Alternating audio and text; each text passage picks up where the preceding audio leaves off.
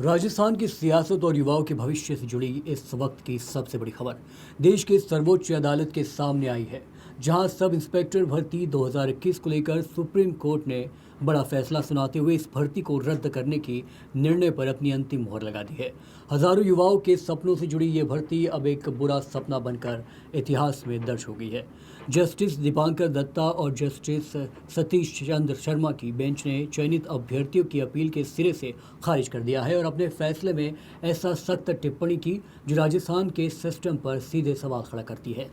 Court ने कहा कि हर महीने राजस्थान से भर्ती में गड़बड़ी के करीब 20 मामले सामने आ रहे हैं और जब एक संवैधानिक संस्थान आरपीएससी ही भ्रष्टाचार के आरोपों में घिरी है, उसका सदस्य जेल में है, तो ऐसी दूषित चयन प्रक्रिया को मंजूरी नहीं दी जा सकती। इस फैसले के बाद सियासी बयानबाजी भी तेज हो गई है। नागौर सांसद और राष्ट्रीय लोकतांत्रिक पार्टी के प्रमुख हनुमान बेनीवाल ने सरकार पर तीखा हमला बोलते हुए इसे मेहनतकश युवाओं की जीत करार दिया और कहा कि सरकार का दोगला चेहरा अब उजागर हो चुका है।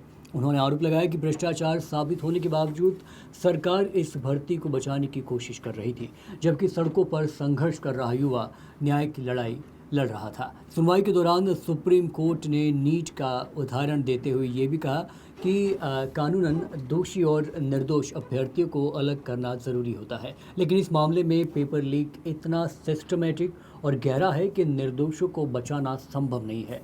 ये टिप्पणी उन अभ्यर्थियों के लिए सबसे बड़ा झटका है जिन्होंने बिना किसी धांधली के परीक्षा पास की थी। अगर पूरे घटनाक्रम पर नज़र डालें तो 28 अगस्त 2025 को राजस्थान हाई कोर्ट की एकल पीठ ने इस भर्ती को रद्द किया था जिले में, जिसे 4 अप्रैल 2026 को खंडपीठ ने बरकरार रखा और अब सुप्रीम कोर्ट ने भी उसी फैसले पर अपनी अंतिम मोहर लगा दी है। ये फैसला सिर्फ एक भर्ती के रद्द की कहानी नहीं है दोस्तों, बल्कि ये उस सिस्टम का आईना है जहां मेहनत करने वाला युवा सड़कों पर संघर्ष करता है और गड़बड़ी करने वाले सिस्टम के भीतर छिपे रहते हैं। अब सबसे बड़ा सवाल यही है कि क्या इस फैसले के बाद व्यवस्था में सुधार होगा या फिर अगली भर्ती भी किसी नए घोटाले की कहानी बयां करेगी। नमस्कार।